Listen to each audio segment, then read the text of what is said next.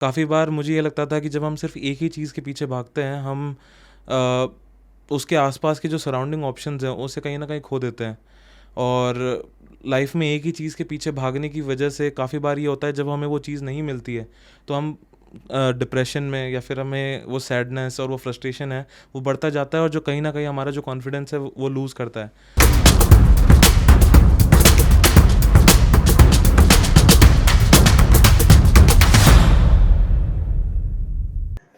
So guys हमारे साथ हैं आदित्य, जिन्होंने इस बार सेबी ग्रेड ए एग्ज़ाम को क्लियर किया है। इनके बारे में अगर मैं यूनिक चीज़ की बात करूँ तो सबसे यूनिक है इनकी प्रिपरेशन में। जनरली हम व्हाट्सएप को यूज़ करते हैं तो उसमें ना हम ग्रुप्स बना लेते हैं। इन्होंने अपना खुद का इंडिविजुअल ग्रुप बनाया था, जिसमें एक ही पार्टिसिपेंट थे, वो थे खुद। तो इन्होंने फ़ेज़ 1 में भी वो चीज़ फ़ॉलो की, फ़ेज़ 2 में भी फ़ॉलो की और इवन इंटरव्यू में भी फ़ॉलो की। उनका कहना ये था बिकॉज़ ये खुद प्रिपेयर कर रहे थे। उन्होंने बोला कि सर, क्योंकि मैं सोशल मीडिया से बिल्कुल दूर था, मैं सोशल मीडिया नहीं चलाता था, बट क्योंकि जब आप फ्री बैठे होते तो कहीं न कहीं व्हाट्सएप एक ऐसी चीज़ है जनरली जिसको हम जनरली स्क्रॉल डाउन बहुत करते हैं। तो उन्होंने बोला मेरे को लगा था क्यों ना हम उस चीज़ को भी यूज़ करें अपनी प्रिपरेशन में जिसको हम बहुत ज़्यादा यूज़ करते हैं। तो वो यूनिकनेस थी, सारी प्रिपरेशन उन्होंने खुद की है। अगर मैं बात करूँ, जयपुर से हैं, फादर जो हैं इनके आईआरएस ऑफिसर हैं, ठीक है? तो एक टसल जो हमने इंटरव्यू में भी डिस्कस किया, टसल हमेशा रही है इनके केस में कि यूपीएससी और रेगुलेटरी बॉडी। उन्होंने बोला कि फादर थे यूपीएससी चाहते हैं, ये इंडियन फॉरेन सर्विसेज करना चाहते थे और कहीं न कहीं जो एक सेटलमेंट हुई वो हुई रेगुलेटरी बॉडीज़ पे आके।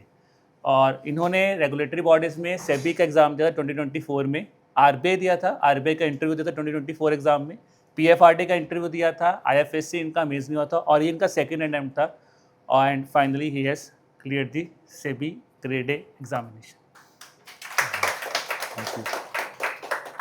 आदित्य ने अगर हम बात करते हैं एडोटैप में, तो इन्होंने हमारी समरी शीट्स को यूज़ किया है। इनके एक फ्रेंड थे, उनके साथ मिलकर इन्होंने हमारा कोर्स परचेज़ किया था, जिसमें इन्होंने बोला सिर्फ मैंने समरी शीट्स पढ़ी हैं। इन्होंने हमारे ट्रांसक्रिप्ट्स के बारे में काफ़ी अच्छा बोला। इन्होंने बोला हमारे ट्रांसक्रिप्ट्स ने काफ़ी हेल्प की है इनके इंटरव्यू में, बिकॉज उन ट्रांसक्रिप्ट्स के बेस पे ही इन्होंने अपनी जो प्रेपरेशन है इंटरव्यू को, उसको एक प्रॉपर, मैं बोल सकता हूँ कि प्रेपरेशन अपनी, अपने क्वेश्चंस उन्होंने जो है वहाँ से डिज़ाइन किए। देन थर्ड इंपॉर्टेंट थी जिन्होंने जो इन्होंने बोला है, वो है हमारी जो बुक हमने बनाई थी सेबी ग्रेड डे के लिए, जो 1900 एमसीक्यूज वाली बुक थी। उन्होंने बोला कि उसको इन्होंने पूरा कवर टू कवर पढ़ा है, तो सारे क्वेश्चन सॉल्व किए और इन्होंने बोला कि उसका भी मुझे काफ़ी ज़्यादा हेल्प जो है वो मिला है। आदित्य, बाकी मैं चाहूँगा कि प्लीज़ आप भी जो आपने बोला है टीम के बारे में, अगर आप इसको बोल पढ़ सकें। मैं बिना पढ़े ही बोलना चाहूँगा। मैं आप सबको थैंक यू बोलना चाहता हूँ। आपने मेरी प्रिपरेशन में बहुत ज़्यादा हेल्प की है। आपकी समरी शीट्स बहुत अच्छी थी, आपके 1900 एमसीक्यूज़ बुक बहुत अच्छे थे। एंड अंचित सर, ऑल्दो वो यहाँ पे दिख नहीं रहे मुझे, बट उनसे मैंने आरबीआई इंटरव्यू के टाइम पे जब वन ऑन वन सेशन हुआ था उनके साथ मेरा, तो उन्होंने मुझे यही बोला था, यार तुम बहुत अच्छे, बहुत इंटरेस्टिंग इंसान हो, तुमसे बात करके मज़ा आता है। तो तो उनके उस चीज़ को मैंने हमेशा अपने दिमाग में रखा और जब मैं इंटरव्यू में जाता था तो मैं अपने नेचुरल सेल्फ बन के जाता था कि मैं, मतलब किसी और की जो ओपिनियंस थे उससे कभी भी अपने ऊपर इतना हावी नहीं होने देता था। I went as my natural self in my interview which help me to get very good marks in both my RBI as well as my PFRD interview. So thank you team EduTap, आप लोग बहुत अच्छा काम कर रहे हैं और इसी तरीके से जो आने वाली जनरेशन है उनको गाइड कीजिए और मेंटर कीजिए। आगे अंकित सर, आप अंकित को बुला सकते हैं। अभी सर आप ही को याद कर रहे थे। सर आपकी जो बात थी वो कि बोले तुम बहुत मज़ेदार इंसान हो, बात करके मज़ा आता है तुमसे। हाँ। एनीवन हैविंग एनी क्वेश्चन जो आप आदित्य से पूछना चाहते हैं? मैं जो भी चीज़ें मुझे रिवाइज करनी होती थी, मैं खुद से ग्रुप बना के उसमें वो चीज़ अपलोड करता रहता था। तो कहीं पे भी जैसे मैं जा रहा हूँ, अगर मैं बोर हो रहा हूँ कि मुझे अगर और लोगों की किसी चीज़ में कोई इंटरेस्ट नहीं आ रहा, तो मैं, सबको ये लगता था कि मैं व्हाट्सएप चला रहा हूँ, लेकिन उस टाइम पे मैं एक्चुअल में रिवाइज कर रहा होता था अपनी चीज़ें।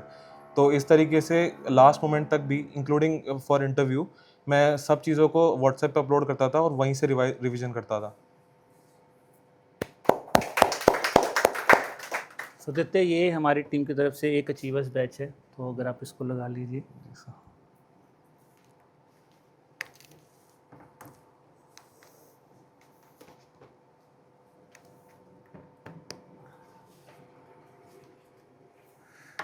प्लस आदित्य, ये हमारी वॉल ऑफ फेम में, अगर आप इसको भी लगा दो।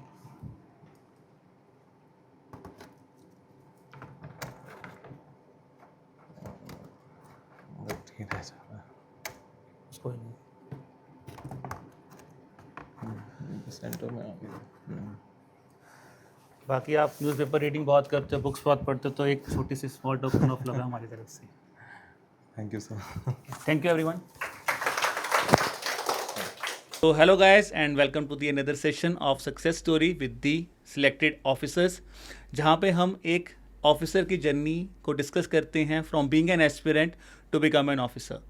आज की जो स्टोरी है दोस्तों बहुत इंटरेस्टिंग है बिकॉज आज हमारे साथ हैं आदित्य जो कि जयपुर से बिलोंग करते हैं। इनके फादर IRS ऑफिसर हैं, ठीक है। और अगर मैं इनका एकेडमिक प्रोफाइल की बात करूं दोस्तों तो काफ़ी यूनिक है, जिसको मैं स्टार्ट भी करूंगा, डिस्कस भी करूंगा आज के सेशन में। और इम्पॉर्टेंट चीज़ है दोस्तों, हम में से बहुत एस्पिरेंट्स ऐसे होते हैं जो UPSC को एक गोल लेके चलते हैं, बट कहीं ना कहीं हम UPSC की प्रिपरेशन में इतना ज़्यादा इन्वॉल्व हो जाते हैं कि उस केस में ना हमें जब तक हम अपने प्लान B के बारे में सोचते हैं तो काफ़ी टाइम निकल जाता है। Here Aditya is very smart. Aditya ने सबसे पहले सोचा कि क्यों ना अपनी जॉब को सिक्योर किया जाए, and now he has become a SEBI grade A officer. So बहुत चीज़ें डिस्कस करेंगे, फादर सन रिलेशन के बारे में डिस्कस करेंगे, बिकॉज इनके फादर के साथ बहुत अच्छा रिलेशन है, उसको डिस्कस करेंगे। इन्होंने किस तरह से AI को यूज़ किया अपनी प्रिपरेशन में, उसके बारे में भी मैं आपके साथ डिस्कस करूँगा। और द मोस्ट इंपॉर्टेंट थिंग दोस्तों कि अगर आप सेल्फ प्रिपेयर कर रहे हैं, एलिनेट फील करते हैं, थोड़ा सा लगता है फ्रस्ट्रेशन फील करते हैं, तो वो सब चीज़ों से आदित्य भी निकले हैं। तो प्लीज़ आप एंड तक देखिएगा बिकॉज बहुत चीज़ें आप रिलेट भी करेंगे और इनसे कुछ ना कुछ सीखेंगे भी। So Aditya welcome to the channel. Thank you sir. Aditya सबसे पहले जिससे मैंने स्टार्ट किया था आपका एकेडमिक प्रोफाइल, बिकॉज अगर मैं बात करूँ मेरे लिए भी वो थोड़ा सा रेयर चीज़ थी टू साउंड, बिकॉज जनरली हम BTech सुनते हैं, कॉमर्स ग्रेजुएट से बात करते हैं या फिर कोई CA होते हैं। आपका जो प्रोफाइल है, ठीक है, पहले तो वो थोड़ा सा काफ़ी डिफरेंट है, तो मैं चाहूँगा कि आप थोड़ा सा अपना जर्नी के बारे में बताएं, स्पेसिफिकली अबाउट योर प्रोफाइल। मैंने अपनी स्कूलिंग 10th में वापी गुजरात से करी है 10th तक। उसके बाद मैंने अपना 11th एंड 12th मैंने जयपुर से करा है। उसके बाद मैंने अपनी बैचलर्स करी इलेक्ट्रॉनिक्स एंड कम्युनिकेशन इंजीनियरिंग में, and my masters in international relations from Jawaharlal Nehru university in an integrated dual degree programme. उसके बाद due to certain issues in my personal life मुझे ये लगा कि पहले मुझे अपने लाइफ में स्टेबिलिटी लेनी चाहिए rather than going towards UPSC। And उस टाइम पे मैंने एक नेटफ्लिक्स सीरीज़ देखी which was bad boy billionaires, and of course हम सब ने स्कैम 1992 देखी है। तो कहीं ना कहीं वहाँ से मेरा एक इंटरेस्ट जगा कि मुझे सेबी के लिए प्रिपेयर करना चाहिए। एंड क्योंकि बाकी रेगुलेटरी बॉडीज़ का भी जो सिलेबस है वो ओवरलैपिंग है, तो मैंने ये सोचा कि कहीं ना कहीं हमें स्टेबिलिटी की तरफ जाना चाहिए। और मैंने अपनी जर्नी फिर रेगुलेटरी बॉडीज़ की तरफ स्टार्ट करी with my first exam being SEBI in 2024। उसके बाद सर मैं फ़ेज़ 2 क्लियर नहीं कर पाया था सेबी 2024 में। फिर मैंने RBI दिया जिसमें मैं इंटरव्यू स्टेज तक पहुंचा, और उसको मैंने फाइनल सिलेक्शन से मैं 5 मार्क्स से रह गया था RBI में। फिर मैंने क्योंकि फेलियर था और पर्सनल लाइफ के कुछ इश्यूज़ थे, तो मैंने 6 महीने का ब्रेक लिया ताकि मैं खुद को और बेटर पोजीशन में ला सकूं। एंड उसके बाद मैंने PFRDA दिया, जिसमें भी मैं फाइनल सिलेक्शन से 1.33 मार्क्स से रह गया। फिर मैंने IFSC दिया, मैं फ़ेज़ 2 क्लियर नहीं कर पाया, बट मैंने हार नहीं मानी, और उसके बाद में मैंने फिर से सेबी ग्रेड A दिया, जो and I am finally selected in SEBI grade A 2025। बहुत अच्छी जर्नी है आदित्य, बहुत इंटरेस्टिंग जर्नी में। जैसे मेरा पहला क्वेश्चन है कि आपने जैसे बोला आप JNU से पढ़े हैं। JNU everybody knows is a very well recognised university of India, और वहाँ से जो आपने डिग्री की है इंटरनेशनल साइंस, ठीक है, उसमें जो आपका इनिशियल, जब हमारी टॉक होती है, इनिशियल इंक्लिनेशन आपका था कि मुझे इंडियन फॉरेन सर्विसेज करना है जी, ठीक है। और आपने शायद मास्टर्स इन इंटरनेशनल स्टडीज इसीलिए किया था कि मुझे फॉरेन सर्विसेज में जाना है, जी जी, ठीक है। But the point is very interesting है, जब आप इस थॉट प्रोसेस से तैयारी कर रहे होते हो, नॉट कि आप UPSC प्रिपेयर करते, बट एक थॉट प्रोसेस ऐसा होता है कि मुझे इस फील्ड में जाना है, and even your professors have told you कि you are made for South Block, yes है ना। तो उस चीज़ से एक इस परसेप्शन से जाना, तो जब आपने स्विच सोचा कि नहीं यार मेरे को UPSC अभी नहीं देना है, ठीक है, मेरे को दूसरे एग्ज़ाम्स को अप्रोच करना है, तो what was some major decision? Because बहुत बार ऐसा होता है कि हम UPSC की तैयारी स्टार्ट करते हैं, और तैयारी करते करते हमें लगता है कि यार, या तो लगता है नहीं होगा, या हम 2-3 अटैम्प्ट्स दे जाते हैं, उसके बाद लगता है कि नहीं, अब चलो UPSC नहीं हो रहा तो किसी और एग्ज़ाम को पिक कर लेते हैं। बट यू वर स्मार्ट, मतलब आपका तो बहुत ज़्यादा इंक्लिनेशन था, फिर भी आपने डिसीजन लिया कि नहीं, UPSC को थोड़ा सा होल्ड करता हूँ, पहले जॉब स्टेबिलिटी इंपॉर्टेंट है। सब उसके पीछे का कंसिडरेशन यही था कि लाइफ में प्रैक्टिकलिटी बहुत इम्पोर्टेंट है, कि हमें सिर्फ क्योंकि हम कुछ करना चाहते हैं लाइफ में, हम ज़रूरी नहीं है कि हम सिर्फ उसी के पीछे भागें। काफ़ी बार मुझे ये लगता था कि जब हम सिर्फ एक ही चीज़ के पीछे भागते हैं, हम अ, उसके आसपास के जो सराउंडिंग ऑप्शंस हैं उसे कहीं ना कहीं खो देते हैं। और लाइफ में एक ही चीज़ के पीछे भागने की वजह से काफ़ी बार ये होता है, जब हमें वो चीज़ नहीं मिलती है तो हम डिप्रेशन में, या फिर हमें वो सैडनेस और वो फ्रस्ट्रेशन है वो बढ़ता जाता है, और जो कहीं ना कहीं हमारा जो कॉन्फिडेंस है वो लूज़ करता है। तो मैंने अपनी लाइफ में कुछ लोगों के एक्सपीरियंसेस से, उनको जब मैंने देखा तो उनके थ्रू मुझे यही एहसास हुआ कि मैं खुद को ऐसे नहीं देखना चाहता मैं। तो मैंने ये सोचा कि मैं पहले स्टेबिलिटी के पीछे भागूंगा, पहले मैं एक अच्छी स्टेबल जॉब लूँगा।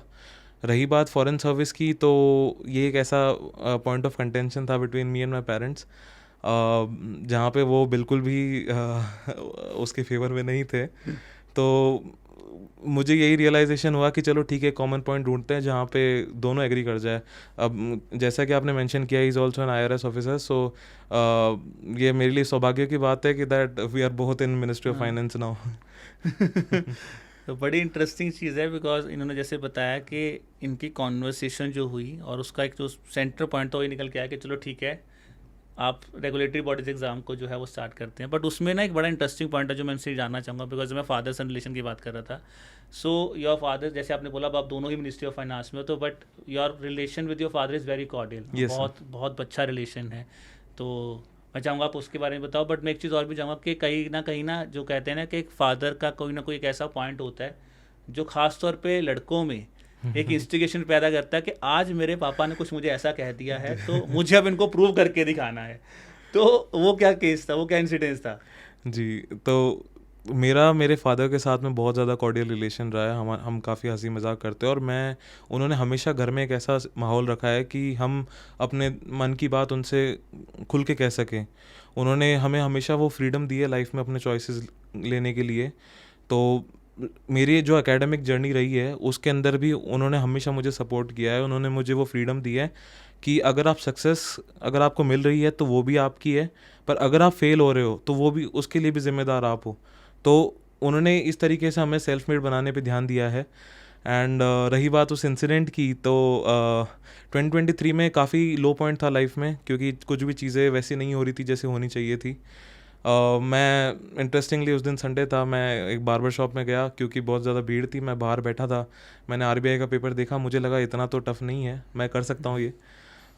मैं जब लौट के आया मैंने पापा को बताया कि पापा ये चीज़ मैं क्लियर कर सकता हूँ अगर मैं देता हूँ तो उन्होंने उसे हंस के टाल दिया। तो जिससे मेरा काफ़ी ईगो हर्ट हुआ कि ऐसा क्यों बोल दिया पापा ने।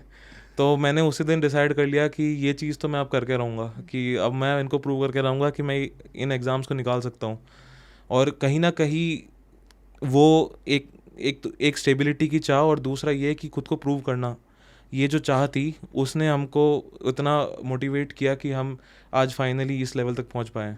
स्पेसिफिकली अपने फादर को प्रूव करना। हाँ, स्पेसिफिकली फादर को प्रूव करता है। बट आई थिंक एक चीज़ बहुत इंटरेस्टिंग है जो मैं जब इनसे डिस्कशन कर रहा था, कि जैसे उन्होंने बोला कि इनके फादर ने इनको सेल्फ मेड बनाने में बहुत ज़्यादा मोटिवेट किया है, बहुत ज़्यादा उन्होंने एक स्ट्रक्चर जो है वो बहुत अच्छा डिज़ाइन किया है।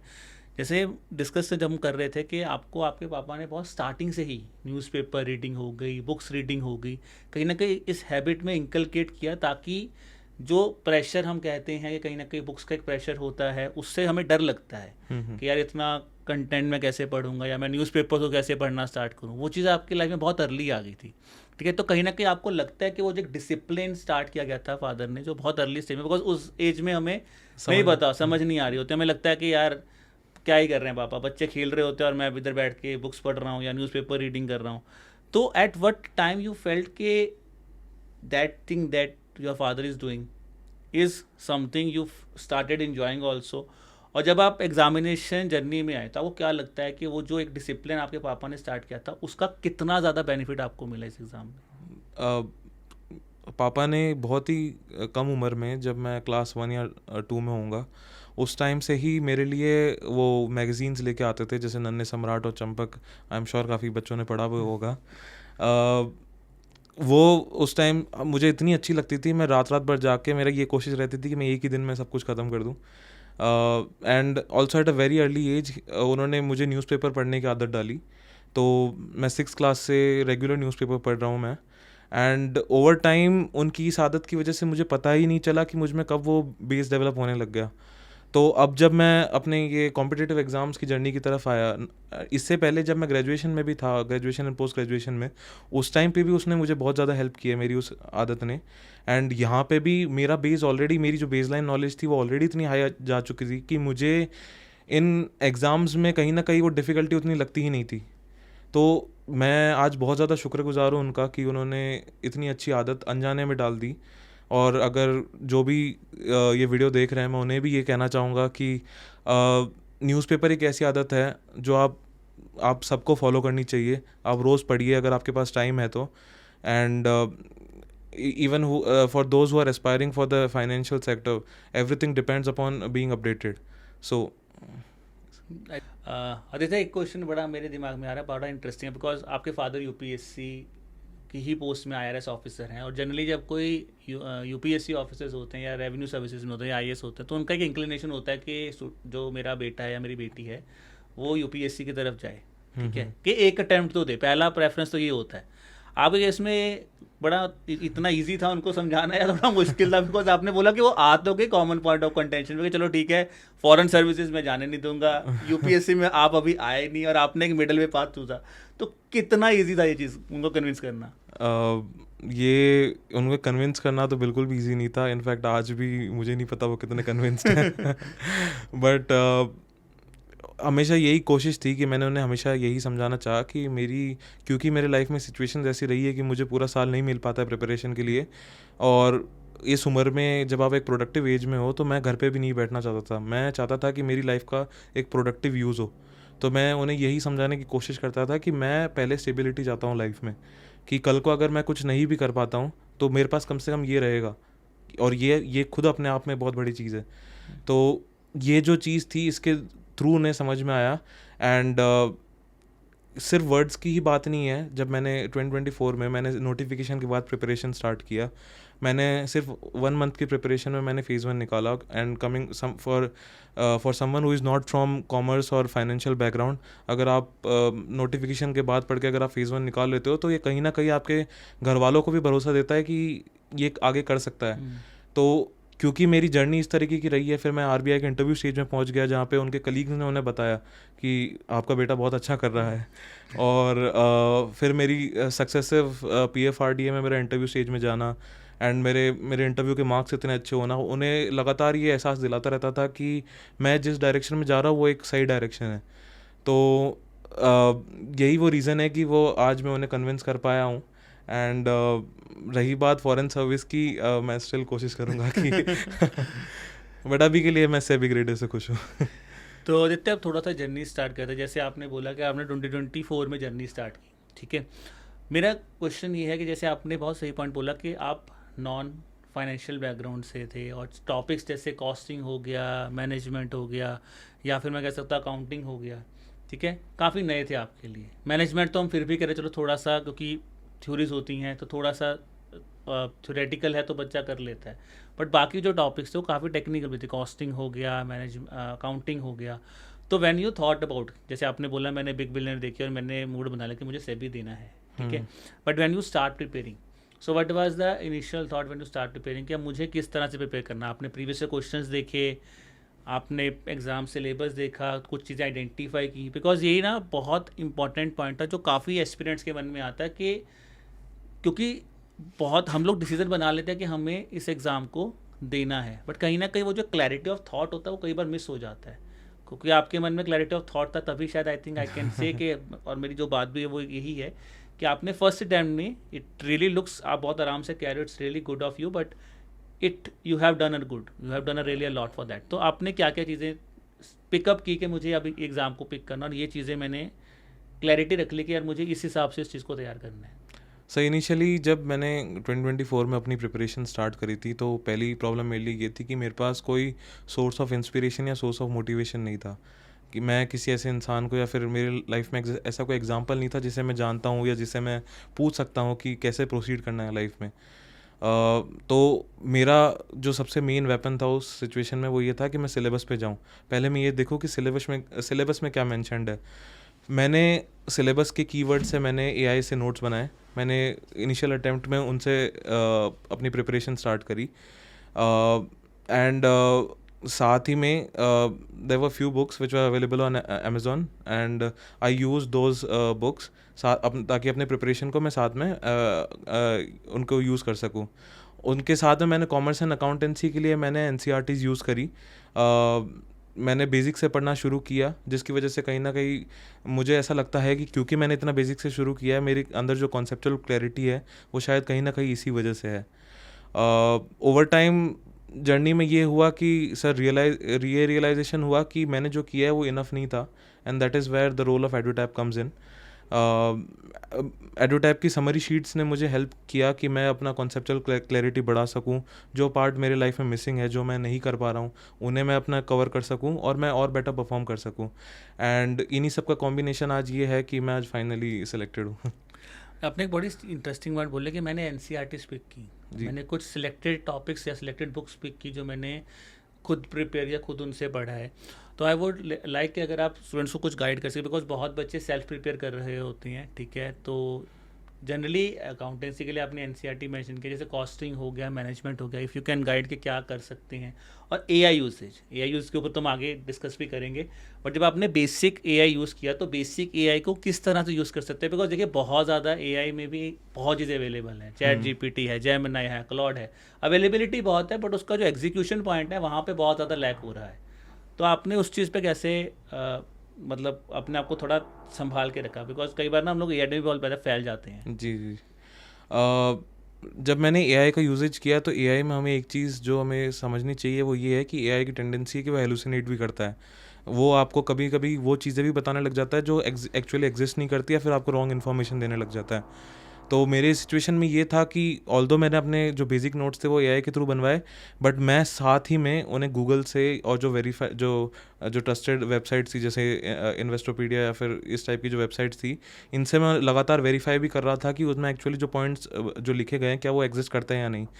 रही बात इसमें कंपनीज एक्ट के, अगर मैं स्पेशली अगर मैं मेंशन करना चाहूँ तो मैंने कंपनीज एक्ट में बैर एक्ट पढ़ा था पहले। बैर एक्ट की वजह से उसके बाद मैंने उसमें चीज़ें ऐड ऑन करी थी, ताकि मुझे, क्योंकि बैर एक्ट पढ़ने से आपको एग्जैक्ट वर्डिंग्स का आइडिया रह जाता है कि क्या क्या क्या कहाँ पे लिखा हुआ है। तो उसमें एआई का इतना रोल नहीं रहा है।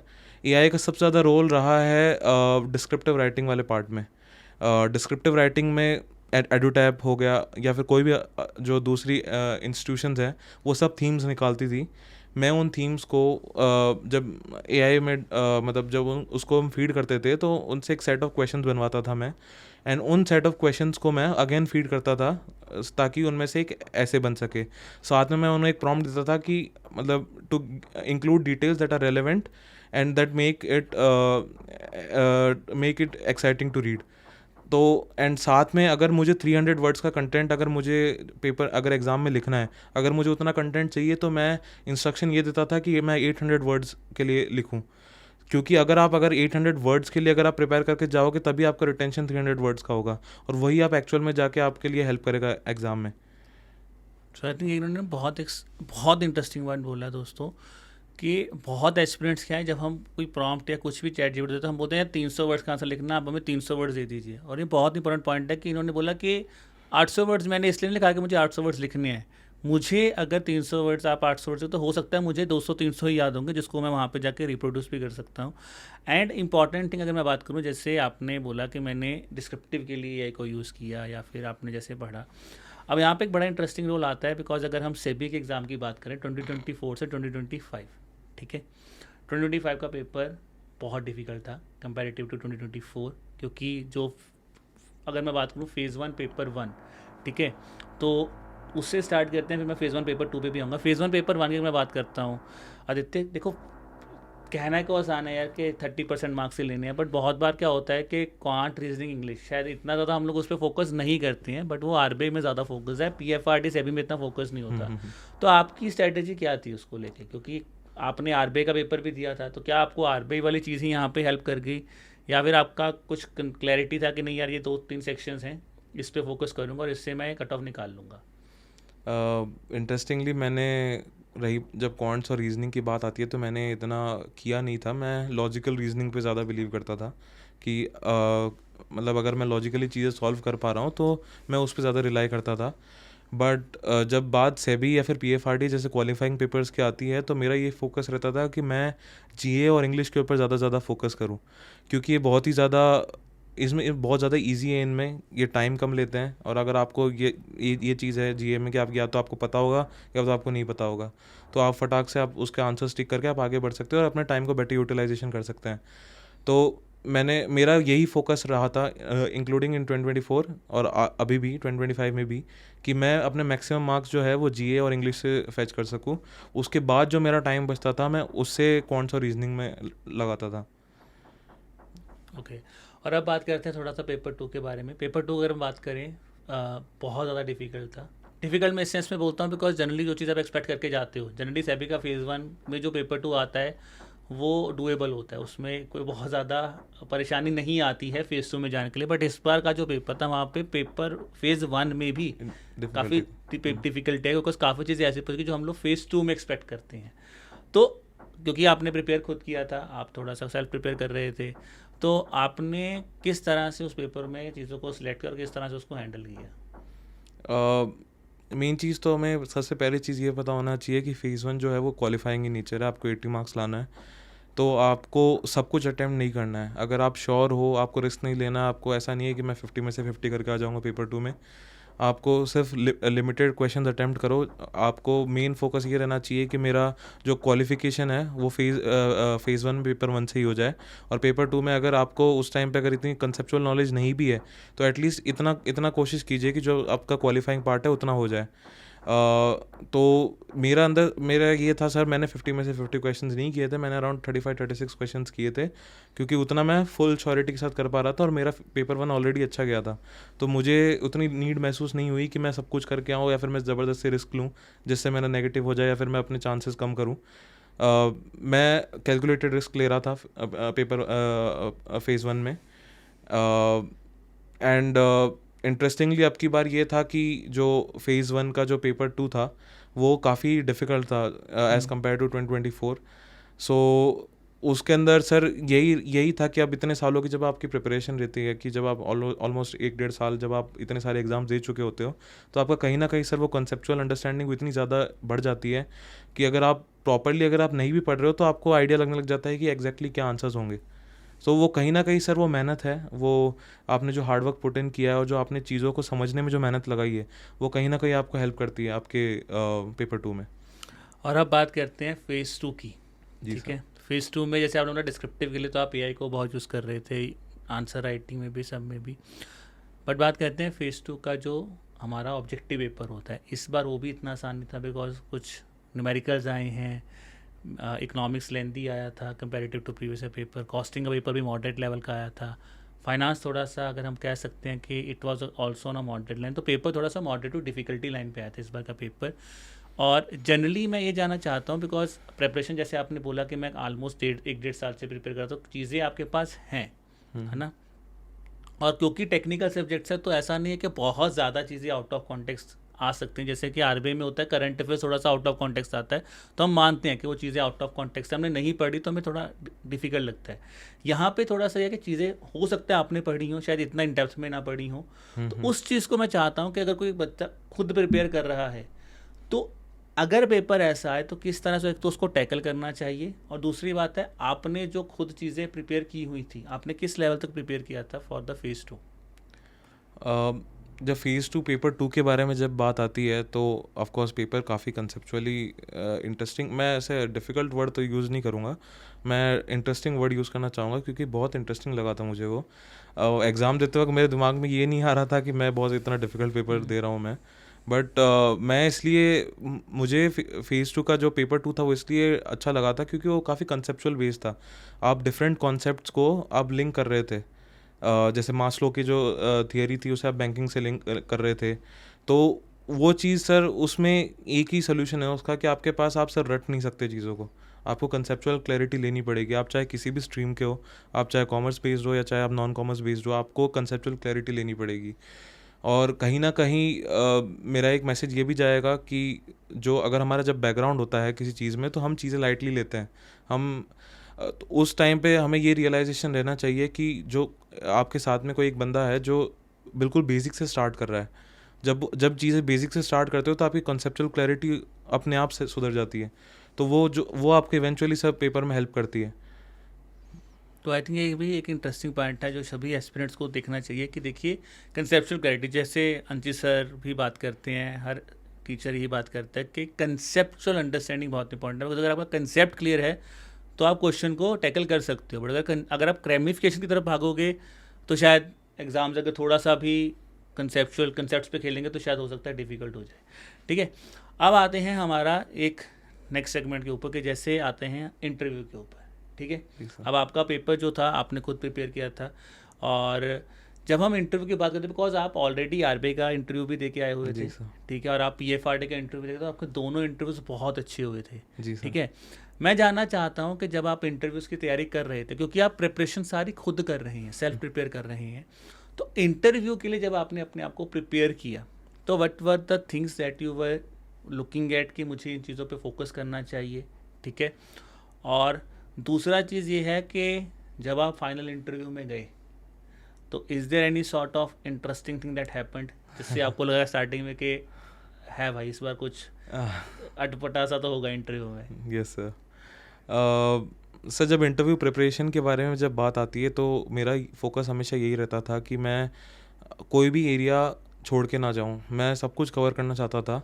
अगेन उस जगह मैं एडुटैप को थैंक यू बोलना चाहूँगा कि आप जो भी आप कैंडिडेट्स के पास से जो ट्रांसक्रिप्ट क्वेश्चंस लेते हैं उन्हें कंपाइल करते हैं, वो बहुत ज़्यादा हेल्पफुल थे। तो मैंने जो भी जनरल क्वेश्चंस जो मुझे मिल रहे थे, मैंने सारे प्रीवियस ईयर्स के इंक्लूडिंग 2022 एंड 2020 का भी जो अवेलेबल थे, मैंने सारे ट्रांसक्रिप्ट क्वेश्चंस में से कॉमन क्वेश्चंस निकाले, उनको मैंने उनको खुद से प्रिपेयर किया, खुद के कंटेक्स्ट में प्रिपेयर किया।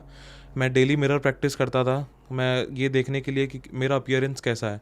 और साथ ही में जब हमें इतनी वेरिंग ओपिनियंस मिलते हैं, जब हम मॉक इंटरव्यूज़ में भी अपीयर होते हैं, या फिर जब हम अपने फ्रेंड्स को मॉक इंटरव्यूज़ देते हैं, तो उन वेरिंग ओपिनियंस के बीच में हमें कहीं ना कहीं अगर हमें ये लगता है कि हमारा नेचुरल सेल्फ अगर हाइड हो रहा है, अगर आपको ये लगता है कि आप नेचुरली एक अच्छे इंसान हो और अगर आप नेचुरली बेटर कर सकते हो, तो मुझे ये लगता है कि हमें अपने नेचुरल सेल्फ के साथ जाना चाहिए। तो मैं अपने सारे इंटरव्यूज़ में बहुत ज़्यादा ऑनेस्ट था और मैंने वही प्रोजेक्ट किया जो मैं एक्चुअल में था। As far as RBI interview and PFRD interview is concern, तो वहाँ पे चीज़ें बहुत ज़्यादा स्ट्रेट फॉरवर्ड और बहुत ज़्यादा फॉर्मल थी, तो इतना इशू नहीं था। And I was able to have a laugh with them as well. मैं चीज़ें रिलैक्स कर पा रहा था वहाँ पे। But when it came to this interview, although my peers, उनका यही कहना है कि चीज़ें बहुत ज़्यादा कॉर्डियल थी, बट इंटरेस्टिंगली मुझे ऐसा नहीं लगा। मुझे एक्चुअली डिफ़िकल्टी हो रही थी सेंस करने में कि एक्चुअल में चल क्या रहा है वहाँ पे। तो उस केस में मेरा यही सजेशन रहेगा सबको कि अगर आप सेंस नहीं कर पा रहे हो तो सबसे बेस्ट पॉलिसी यही है कि आप प्रोफेशनल रहिए, आपसे उतना ही कहिए जितना आपसे पूछे जा रहा है। अल्टीमेटली वहाँ पे वो आपके इंटरव्यूअर्स हैं, वो आपको सिलेक्शन के लिए बैठे हैं वहाँ पे, और जो हमारा प्रोफेशनल कंडक्ट होता है वही जो हम वहाँ दिखाएंगे वही हमारा रियल लाइफ में झलकेगा। तो it is better to be professional and to stay connected with your answers. And रही बात उस पिक्यूलर इंसिडेंट की, तो लास्ट में जब व्हेन आई वाज लिविंग तो सर सर ठीक है, and I was not able to understand ठीक है का मतलब क्या होता है। तो मैं काफ़ी देर तक उधर ही बैठा रहा और मैं उन्हीं की तरफ देखता रहा, and sir was also looking at me, and then he asked कि आपको और कुछ बोलना है, तो मैंने कहा no sir, and then again हम एक दूसरे को देखते रहे। उसके बाद में फिर मुझे बाकी जो इंटरव्यूअर्स थे उन्होंने कहा कि ठीक है अब आप जा सकते हो। इसमें एक और इंटरेस्टिंग इंसिडेंट ये था कि मेरे कुछ ऐसे फ्रेंड्स थे जिनके साथ भी ये सेम इंसिडेंट रिपीट हुआ था, लेकिन वो उठ के जाने लगे ठीक है के बाद में। उनको इंटरव्यूअर्स ने वापस बुलाया, उन्हें वापस बिठाया। तो ये एक बहुत ही डिफरेंट इंसिडेंट था जिसकी वजह से मुझे क्लैरिटी नहीं थी कि मेरा इंटरव्यू गया कैसा है। मुझे आज भी अभी तक मार्क्स आउट नहीं हुए, तो मुझे अभी भी आइडिया नहीं है मेरा इंटरव्यू कैसा गया है। और आदित्य, जैसे आपने बोला कि आपने बड़ा इंटरेस्टिंग पॉइंट बोला कि यार मुझे आइडिया नहीं लगा, सेंस नहीं मिल रहा था कि कैसा इंटरव्यू जा रहा है। मैं ज़्यादा थोड़ा सा इसमें क्लैरिटी होना, बिकॉज बहुत बच्चे जब हम इंटरव्यू में जाते हैं तो हम जब सेंस की फीलिंग करते हैं ना कि यार सेंस नहीं हुआ, तो वो किस जहाँ पे जाके आपको लगता है कि थोड़ा सेंस हो जाता है कि सर कुछ ऐसे क्वेश्चंस आते हैं यहाँ से सेंस हो जाता है कि शायद इंटरव्यू एक साइड जा रहा है, या तो बहुत अच्छा जा रहा होगा या बहुत बुरा जा रहा होगा। और जब हम बात करते हैं कि हमें सेंस ही नहीं हुआ, तो मतलब क्या उसमें ग्रिलिंग ज़्यादा होती है, क्या क्वेश्चंस ऐसे अनएक्सपेक्टेड होते हैं, या फिर क्वेश्चंस आ रहे हैं आपको लग रहा है कि आंसर तो दे ही रहा हूँ, कि इतने सारे आंसर दे रहा हूँ, तो शायद कई बार फीलिंग आती है कि पता नहीं क्या ही हो रहा है। तो आई रियली वांट कि थोड़ा सा बच्चों को क्लैरिटी, अगर आप एक एस्पिरेंट्स को क्लैरिटी देते कि जब हम बोलते हैं सेंस हो जाता है और सेंस नहीं होता है।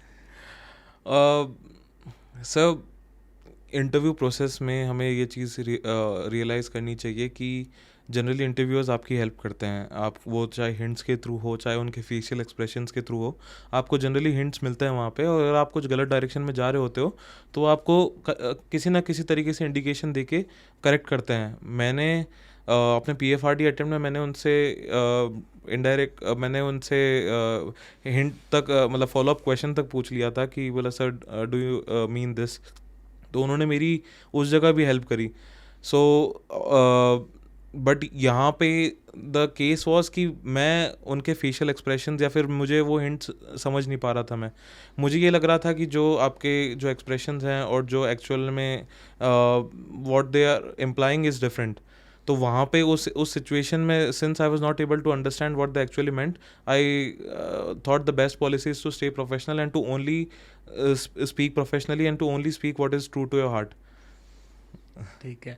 और ऐसा कोई इंसिडेंस आपको याद आ रहा हो जो आपने RBI NABARD sorry RBI PFRD किसी इंटरव्यू में दिया हो, जहाँ पे आपको लगता है कि सर वो एक चीज़ मुझे RBI में किसी ने बोली थी, पर वो चीज़ मुझे ऐसा लगा कि वो मैंने कैरी फॉरवर्ड की अपने तीनों इंटरव्यूज़ में, या PFRD में कोई ऐसी चीज़ मेरा इंसिडेंस हुआ जिसमें आपको इस बार के इंटरव्यू में तो हेल्प हुई बट एज अ पर्सनल, अगर मैं बताऊँ एज अ पर्सनैलिटी बहुत चीज़ें सीखने को मिले कि हाँ यार, मतलब जैसे मैं एग्जांपल दूँ कि मैं बोलूँ कि यार आप बंदे बहुत सही हो, ठीक है, आप कैजुअली जाओ जैसे आप चाह रही हो, जी ठीक जी। है, तो उससे क्या होता है हमें एज अ पर्सन बहुत अपनी पर्सनैलिटी भी ग्रो होती है, एक मोटिवेशन भी मिलती है।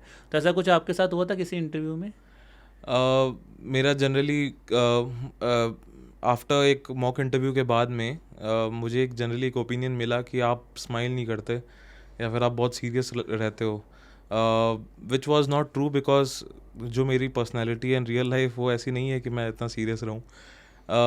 तो वो ओपिनियन की वजह से मुझे ये लगा कि mock interviews are not that fruitful for me, for my case personally. And then again जो लोग मुझे जानते थे उन्होंने मुझे यही कहा कि आप नेचुरली एक अच्छी पर्सनालिटी हो, आपका बात करने का लहजा सही है, सब कुछ सही है आपके बारे में। And also in my RBI mock interview मुझे एडवर्टाइप में ही मुझे ये कहा गया था कि आपके बारे में सब कुछ सही है, आपको कोई चेंजेस की ज़रूरत नहीं है। तो मुझे वो चीज़ अपने बारे में पता थी कि I am naturally I am this kind of person. And after that opinion मैंने यही डिसाइड किया कि मतलब in all those varying opinions I will stay true to myself. जो मैं हूँ मैं वैसा ही प्रोजेक्ट करना चाहूँगा खुद को, ऐसा नहीं जैसा मैं नहीं हूँ। इसीलिए मैं ये कहना चाहूँगा कि जब आप मिरर प्रैक्टिस करते हो तो आपको कहीं ना कहीं अपना रिफ्लेक्शन दिखता है, उसमें आपको पता चलता है कि जब मैं खुद को देख रहा हूँ क्या मैं एक प्लीजिंग इंसान लग रहा हूँ, क्या मेरी पर्सनालिटी अच्छी है, वो कहीं ना कहीं आपको आइडिया एक मिरर खुद दे देता है। तो वही मैं कहना चाहूँगा सर कि मेरा जो फ्रेंड्स का जो और जो मेरे नोन का जो ओपिनियन था मेरे लिए, वो मेरे लिए बहुत हेल्पफुल था। तो मैंने फिर मैंने कोई मॉक इंटरव्यूज़ नहीं दिए फिर, एंड मैं एज इट इज़ गया अपने एक्चुअल इंटरव्यू में। So I think that's again something good Aditya said कि यार आप ना बहुत ज़्यादा, कई बार क्या होता है हम ज़्यादा ओपिनियनेटेड हो जाते हैं ना, तो कहीं ना कहीं अपने ऊपर सेल्फ डाउट आना शुरू हो जाता है। जी। ठीक है, अब आदित्य थोड़ा सा फाइनल लेग पे आते हैं। जैसे आपने बात की कि अपना इंटरव्यू स्टेज डिस्कस किया, जैसे आप एडोटैप के बारे में जब हम डिस्कस कर रहे थे कि जैसे आपने ट्रांसक्रिप्ट्स यूज़ की, आपने समरी शीट्स यूज़ की, और कोई ऐसा मटेरियल जो आपको लगा एडोटैप में जिसको आपने यूज़ किया तो आपको लगा कि हाँ यार काफ़ी ज़्यादा फ्रूटफुल है, और कोई ऐसा चीज़ जहाँ पे आपको फील हुआ कि मतलब अगर हम एक कम्बिनेशन लेके चलें, ठीक है, कि सर यहाँ से जो चीज़ थी ये मैं कर सकता था, यहाँ पे चीज़ थी जहाँ पे मुझे एडोटैप की या किसी ना किसी आपको इंस्टीट्यूट की शायद हेल्प लेनी पड़ सकती है? सर मेरे केस में मैंने ट्रांसक्रिप्ट एंड समरी शीट्स का मैं कहना चाहूँगा कि वो बहुत ही ज़्यादा यूज़फुल थी। मैंने सिर्फ समरी शीट्स पढ़ी है, मैंने टू बी ऑनेस्ट मैंने कंसेप्चुअल नोट्स नहीं देखे हैं, बट समरी शीट्स अपने आप में ही मुझे बहुत इंटरेस्टिंग लगी। एंड मेरे खुद के नोट्स में जो भी पार्ट मिसिंग थे वो मुझे समरी शीट्स के थ्रू मिले।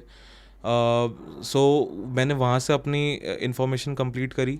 सेकेंडली मैंने 1900 MCQs की जो बुक है वो मैंने कवर टू कवर सॉल्व करी है। तो मेरा जो तरीका था उसे सॉल्व करने का वो यही रहता था कि मैं पहले अपने नोट्स पढ़ता था इंक्लूडिंग समरी शीट्स, एंड उसके बाद में मैं पहले 1900 MCQs बुक मैंने कवर करी, फिर मैं सेक्शनल टेस्ट लगाता था, फिर उसके बाद में मैंने फुल लेंथ टेस्ट कंप्लीट किए, एंड उसके बाद जाके सब मैंने इतने ज़्यादा टेस्ट और इतने ज़्यादा MCQs सॉल्व किए हैं, उनका रिवीजन किया है कि अब जाके फिर फाइनली मुझे वो फाइनल एग्ज़ाम में वो कॉन्फिडेंस आया। तो देखते देखो हमने यार एग्जामिनेशन जर्नी के बारे में तो काफ़ी डिस्कस किया, but I think one thing जो जिसके बारे में डिस्कशन करना बहुत ज़रूरी है वो है एलिनेशन प्रिपरेशन। बिकॉज जब आप सेल्फ प्रिपरेशन करती हैं, आप सोशल मीडिया पे भी नहीं थे, आपने बोला मैं एलिनेट था, बट एक चीज़ बड़ी यूनिक की आपने, मैं चाहता हूँ कि आप स्टूडेंट्स को ज़रूर उसके बारे में बताओ। मैं सोशल मीडिया पे एक्टिव नहीं था, बट मैं जब अपने फ्री टाइम में मैं नेटफ्लिक्स ज़रूर देखता था। तो नेटफ्लिक्स के सीरीज़ का मैं इन्फ्लुएंसेस बहुत ज़्यादा यूज़ करता था, इंक्लूडिंग जैसे मैंने अभी प्रीवियसली मैंने बैड बॉय बिलियनियर्स के बारे में बताया, वैसे ही मैं अपने PFRDA के ऐसे में मैंने मिसमैच्ड सीरीज़ का रेफरेंस था वर्चुअल रियलिटी का, वो मैंने वहाँ यूज़ किया। तो उसने मुझे काफ़ी अच्छे मार्क्स फैच करने में हेल्प करी। I got 61 in PFRDA। And so the other thing about seclusion and alienation, as we talk, uh, although it is not something which I would promote as a healthy mental health policy or something, but मेरा यही रहता था कि मैं खुद को उतना ज़्यादा सिक्लूड करूँ या फिर खुद को उतना ज़्यादा कष्ट दूँ कि मुझे जो अपना टारगेट है वो और ज़्यादा करीब आते जाए मेरे लिए। मेरा यही था कि मैं अपना पूरा एफर्ट्स डाल दूँ, ताकि खुद को उतना कष्ट दूँ, उतना परेशान करूँ, ताकि मेरे अंदर जो चाहत है कि मुझे सक्सीड करना है लाइफ में, मुझे एक ऑफिसर बनना है, वो उतना ही बढ़ता जाए। एंड कहीं ना कहीं वही एक चीज़ थी जो मुझे लगातार मोटिवेटेड रखती थी। मैं एग्ज़ाम पे एग्ज़ाम देता जाता था, फेलियर्स मिलती थी, बट उन्हें मैं इतना इम्पोर्टेंस देता ही नहीं था कि मैं उनके बारे में सोचता रहूँ और उन्हीं में स्टक रहूँ। मुझे ये था कि अपना नेक्स्ट टारगेट, मुझे पता था कि ठीक है अब मुझे ये फेलियर मिली है, मुझे अब नेक्स्ट अपॉर्चुनिटी ये आ रही है, तो मैं कैसे खुद को चेंज करूँ।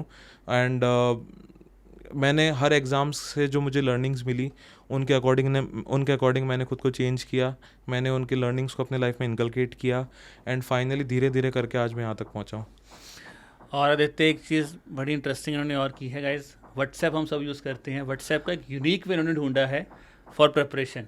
तो मैं चाहूँगा कि आप वो यूनिक वे थोड़ा बताइए, और डेफिनेटली गाइज जब आप ये स्टोरी देख रहे होंगे तो आपकी स्क्रीन में भी ये चीज़ प्रेजेंट होगी कि इन्होंने क्या ये यूनिक वे जो इसको यूज़ किया। व्हाट्सएप में सबसे पहले मेरा ध्यान गया था जो यू वाला फीचर होता है, जब हम खुद को मैसेजेस भेज सकते हैं। तो वहाँ से मुझे ये ध्यान गया कि रिवीजन के लिए हमारे पास हमारा फ़ोन हमेशा अवेलेबल रहता है। आप कहीं भी जा रहे हो, किसी जगह पे जहाँ नेटवर्क इश्यूज़ है, कुछ भी हो, आपके पास आपका हमेशा फ़ोन होगा। एंड मैं जो भी मुझे रिवाइज़ करना होता था, मैं खुद को मैसेज भेजता था, फिर मैंने ग्रुप्स बनाए जहाँ पे मैंने फ़ेज़ 1 के लिए अलग ग्रुप बनाया, फ़ेज़ 2 के लिए अलग ग्रुप बनाया, फ़ेज़ 3 के लिए इंटरव्यू के लिए अलग ग्रुप बनाया, एंड उन सब में अकेला पार्टिसिपेंट मैं खुद ही था। एंड मैं खुद को ही मैसेजेस भेज के अपना सारा मटेरियल इकट्ठा करता था। एंड उसके बाद में जैसे मैं कहीं जाता था जहाँ पे अगर क्योंकि मैं सोशल मीडिया तो यूज़ नहीं कर रहा था, बट अगर मुझे कहीं भी फ्री टाइम मिलता था और तो मैं उस टाइम को यूटिलाइजेशन करने के लिए मैं व्हाट्सएप खोल के अपने वहाँ से रिविज़न करना स्टार्ट कर देता था। तो ये एक चीज़ है कि अगर आपके पास जो टेक्नोलॉजी अवेलेबल है, आप अपने इस तरीके उसको आप बेटर यूज़ करें, और आप जिन चीज़ों को फ्रीक्वेंट यूज़ करते हो अगर आप उन्हीं में ही अपनी स्टडी इनकलकेट कर दें तो कहीं ना कहीं आप अपना फोकस बढ़ा सकते हैं। And Aditya now if I talk about है, देखिए हमने जब हम डिस्कशन कर रहे थे तो ऑब्वियसली हमने एग्ज़ाम के बारे में डिस्कस किया, फादर सन रिलेशन, हमने व्हाट्सएप ये AI सबको डिस्कस किया, बट एक चीज़ जो आई थिंक जनरली हम काफ़ी थोड़ा निगलेक्ट हो जाता हो, ये होता है कि जब आप खुद प्रिपेयर कर रहे हैं ना तो उसके पॉजिटिव्स भी हैं, उसके कुछ नेगेटिव्स भी हैं। नेगेटिव्स में मुझे कई बार लगता है कि जो हेल्थ है ना वो बहुत मेजर रोल है, क्योंकि जब हम खुद प्रिपेयर कर रहे थे तो 2-4 क्वेश्चन हमेशा माइंड में आते हैं, सेल्फ क्रिटिसिज्म बहुत ज़्यादा आता है, बिकॉज कहीं ना कहीं हम खुद प्रिपेयर कर रहे हैं, हम अपने को क्रिटिसाइज़ बहुत करना शुरू कर देते हैं। हेल्थ पे भी इम्पैक्ट आता है, जो मुझे लगता है कहीं ना कहीं मेंटल हेल्थ पे जब आप स्ट्रेस बहुत ज़्यादा लेते हो, क्रिटिसाइज करते हो, कहीं ना कहीं आपकी हेल्थ में भी इम्पैक्ट आता है। तो you might have also suffer from this thing while preparing. तो what would be your message to the aspirants कि देखिए जो पॉजिटिव्स हैं वो तो आप बताइए ही बताइए, जी बट जी। जो इस तरह की चीज़ें हैं जिसको हम शायद निगलेक्ट कर देते हैं, हमें लगता है नहीं ये तो पार्ट एंड पार्सल है, हो जाएगा, बट कई बार वही चीज़ बहुत ज़्यादा इफेक्ट कर जाती है, तो उसको भी कैसे मैनेज करना है? सो हेल्थ एक ऐसा कंपोनेंट रहा है मेरी लाइफ का जो काफ़ी, जिसमें मैंने काफ़ी सेटबैक लिया है अपने इस प्रिपरेशन की वजह से। जब अगर मैं पहला कंपोनेंट, अगर मैं मेंटल हेल्थ के बारे में बात करना चाहूँ अगर मैं, तो लगातार फेलियर्स और लगातार इतने क्लोज कॉल्स की वजह से जो फ्रस्ट्रेशन था वो काफ़ी ज़्यादा पेंट अप था। तो मुझे अभी भी याद है सर, जिस दिन रिज़ल्ट आया था, मतलब मैं जस्ट नींद से उठा एंड मैंने जब रिज़ल्ट देखा तो मैं भाग के गया मम्मा के पास, मम्मा मम्मा मैं अधिकारी बन गया। उसके बाद सर मैं आधे घंटे तक रोता रहा और मुझे उसका रीज़न ही पता नहीं था कि मैं क्यों रो रहा हूँ, क्योंकि वो शायद कहीं ना कहीं खुशी के आंसू थे या फिर मेरे अंदर का जो फ्रस्ट्रेशन था वो बाहर निकल रहा था। तो मेंटल हेल्थ सर डेफिनेटली काफ़ी टोल लेती है। एंड इससे पहले जो मैंने सिक्लूजन की बात करी वो एक हेल्दी पॉलिसी नहीं थी मेंटल हेल्थ की। मैं नहीं रिकमेंड करूँगा किसी को ऐसे लाइफ जीनी चाहिए अपनी, बट क्योंकि मेरे लिए वो सक्सेस का जो चाहत थी वो इतनी ज़्यादा थी कि मैंने उस वाले पार्ट को बिल्कुल इग्नोर कर दिया। एंड ऑफ कोर्स मेरी फिज़िकल हेल्थ भी इम्पैक्ट हुई है, क्योंकि मैं सिर्फ खुद को कमरे में बंद रखता था, पूरे दिन सिर्फ बैठ के पढ़ता रहता था ताकि चीज़ें मेरे फेवर में जा सके। अब मुझे लगता है कि अगर वापस से अगर मुझे शुरू करना होता, अगर एक नई सिरे से, तो मैं अपने सारे कंपोनेंट्स को साथ में लेके चलता। एंड आदित्य, आई थिंक बहुत इंपॉर्टेंट मैसेज आपने बताया है। तो जो भी एस्पिरेंट्स खुद प्रिपेयर कर रहे हैं, मैं उनसे सबसे, आप कह सकते हैं, मैं एडवाइस भी है, रिक्वेस्ट भी करूँगा कि देखिए यार, आप पढ़ रहे हैं, आप बहुत अच्छा कर रहे हैं, बिकॉज आपने एक बहुत स्ट्रॉन्ग डिसीजन लिया कि हमें खुद प्रिपेयर करना है, अपने आप पे प्रिपेयर करना है। That is something very good, but please अपनी हेल्थ का ध्यान ज़रूर रखिए, बिकॉज हम ये नहीं चाहते कि आप अपनी प्रेपरेशन जर्नी में, एंड फॉर ऑल एस्पिरेंट्स, मतलब प्रेपरेशन जर्नी में ये मत हो कि आप अपनी हेल्थ को भूल जाओ यार, वो सबसे इंपॉर्टेंट है, बिकॉज अगर हेल्थ है तो तो आप हो, और तभी आपके सारे एग्जाम्स हैं, ठीक है। नाउ देखते हैं any final message from your and जो आप अपकमिंग एस्पिरेंट्स को देना चाहती हैं, and specifically for those aspirants, because जैसा आपने बोला कि आपको एक नेटफ्लिक्स सीरीज से याद आया कि मुझे सभी एग्ज़ाम को देना है। तो इसका मतलब ये है कि जहाँ पे हम लोग जो बैठते हैं तो हमें लगता है कि काफ़ी लोगों को रेगुलेटरी बॉडीज़ के बारे में पता है, but talking to you I find out कि यार अभी भी मुझे लगता है शायद कहीं जगह पे शायद इतना अवेयरनेस नहीं है जी सर। जितना होना चाहिए इन एग्जाम्स को लेके, स्पेसिफिकली सेबी पीएफआरडी को लेके। आरबीआई के लिए फिर भी है, सेबी पीएफआरडी के लिए थोड़ा कम है। And any last message from your and कि जो भी एस्पिरेंट तैयारी कर रहा है, खुद तैयारी कर रहा है, बनना चाहता है एक ऑफिसर, तो उसको क्या करना चाहिए? सर जब रिज़ल्ट आया, सबसे बड़ी चीज़, कॉन्ग्रेचुलेशंस ऑफ कोर्स हर कोई देता है, बट इसका दूसरा सबसे बड़ा इम्पैक्ट ये हुआ था कि लोगों ने सर्च किया कि एक्चुअल में सेबी है क्या और वो करता क्या है। ये काफ़ी इंटरेस्टिंग पार्ट था मेरे लिए, क्योंकि आफ्टर रिज़ल्ट जब हर कोई मुझसे मिलता है सबसे पहले तो ऑफ कोर्स बधाई देते हैं, बट उसके बाद मुझसे यही पूछते हैं कि सेबी क्या है, ये क्या करता है, मतलब आपको इतनी अच्छी सैलरी मिल रही है, किस काम के लिए मिल रही है, आप करने क्या वाले हो उसमें। तो वो आपको हर बार, जब आपको बार बार वो चीज़ें आंसर करनी पड़ती है, तो कहीं ना कहीं वो आपको एहसास दिलाती है कि शायद कहीं ना कहीं हमारी इन इतनी इंपॉर्टेंट बॉडीज़ को लेके जो अवेयरनेस है वो इतनी है नहीं। मैं बहुत ही ज़्यादा थैंकफुल हूँ इस प्लेटफॉर्म के लिए कि जहाँ पे मैं आ सका, और इस प्लेटफॉर्म को यूज़ करके अगर मैं अपनी बात लोगों तक पहुँचा पाता हूँ, अगर मैं लोगों का इंटरेस्ट इस एरिया में डेवलप कर पाता हूँ, मैं अगर लोगों को नई राह दिखा पाता हूँ, और अगर एक भी इंसान अगर मेरी वजह से मोटिवेट होता है, तो वो मेरे लिए बहुत ही सौभाग्य की बात होगी। एंड रही बात मेरा message to the people who are watching this video, कि जो भी आप कीजिए पूरी शिद्दत से कीजिए, इसलिए नहीं कीजिए कि आपको किसी और को प्रूव करना है। सबसे पहले तो आप खुद को प्रूव कीजिए कि क्या मैं एक वर्दी इंसान हूँ या नहीं लाइफ में। मेहनत का कोई अल्टरनेटिव नहीं है, आपको मेहनत करनी ही पड़ेगी। There is no alternative to hard work.